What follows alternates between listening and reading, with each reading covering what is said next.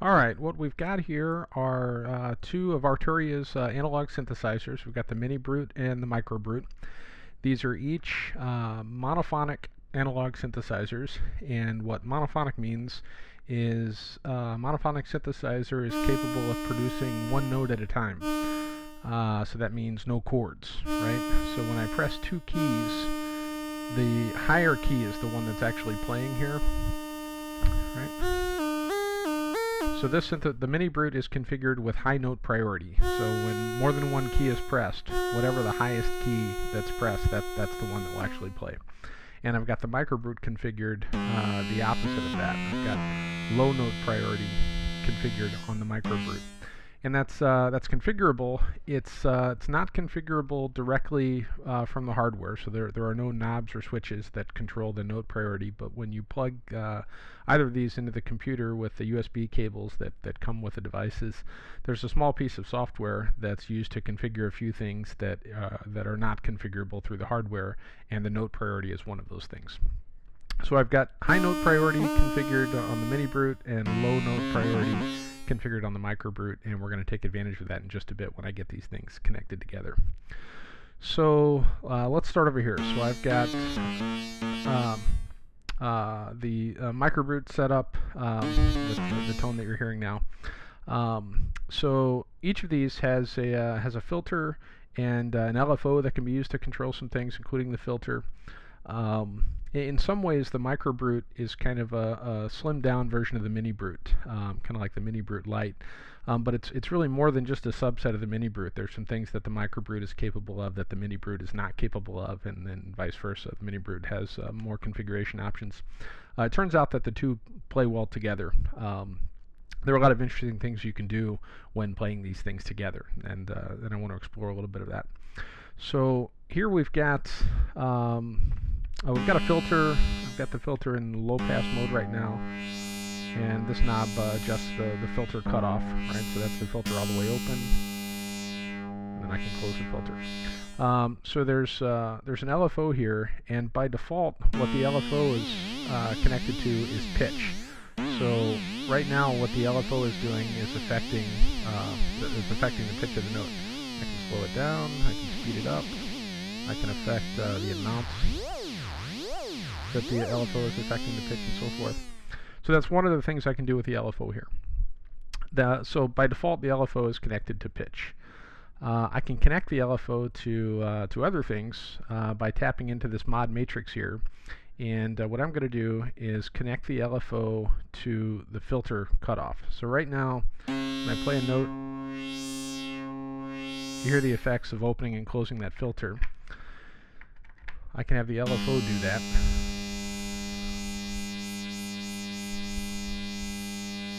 Right, so now the LFO is affecting the cutoff of the filter. Right, and I can connect the LFO to do other things, but that's good enough for what I want to explore. And then I can do the same sort of thing over here, right? So I've got let's have slow that down. So now I've got the LFO doing the same sort of thing here, right? It's affecting the cutoff of that filter. All right.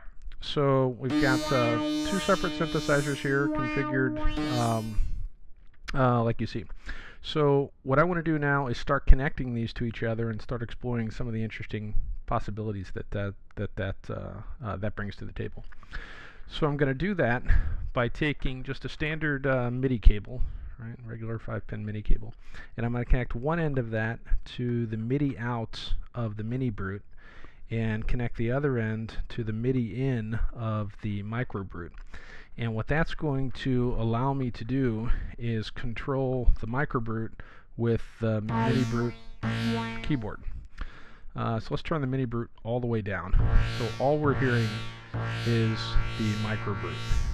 Using the keyboard over here, but I'm affecting the synthesizer over here. Let's get the... Same thing. So if I were to affect the filter over here, we hear the effects of that, because this is the synthesizer that we're playing right now. Right? So I've got I've got the LFO modulating the cutoff there. So far, so good. Let's turn the MicroBrute all the way down. Turn the MiniBrute back up. Remember that the MiniBrute is configured with high note priority. So right now we're only hearing this note. This note is not really being played, just this note is. If I turn the MicroBrute up, now the MicroBrute is receiving both of these messages, but it's configured with low note priority, so it's playing the G, right? So the G is coming from the MicroBrute, and the D is coming from the MiniBrute, and those filters are completely independent of each other. Right, so we've still got a fairly slow rate over here. Right, so I can do interesting things there, right? So I've got duophonic behavior with a separate LFO and separate filter for the two notes that are being generated, which is kind of fun. There are lots of interesting things you can do with that. But I'm going to take another step here, and I should have covered this briefly before, but this is just the power adapter here. This is the MIDI cable that we just now plugged in, and these are the line outs. So I've got the line out of each of these going to my audio interface, and then the output of the audio interface goes to my computer, and that's where the recording is happening. So what I'm going to do now is take the other end of this cable that's currently plugged into the audio interface, and instead of plugging it into the audio interface, I'm going to plug it into the audio input of the MiniBrute. Alright, there we go. So this slider right here, I don't think you're going to be able to read the text on the video, but that says audio in right there. So you can plug any kind of audio input source in here. And what this slider affects is the volume of whatever's coming in there. So I'm going to turn this one all the way up. So right now we've got no sound. If I turn this up, that is the sound coming from the MicroBrute, plus some more that I'll talk about in just a minute. So here, if I affect, what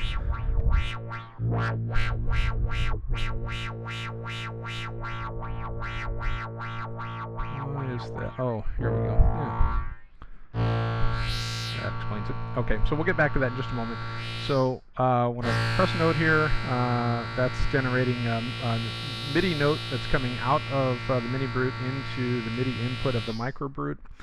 Then it's being processed here and generating the sound that you're hearing. The output of that is coming into the MiniBrute, and this input is before the filter. So what that means is I can take this signal that's being generated by the MicroBrute, that's already been processed by everything that's configurable here, including the filter, taking that signal and bringing it back to the MiniBrute before the filter section. So now it gets run through this filter, and whatever this filter is doing is going to be applied to the signal that's coming out of here, which is interesting.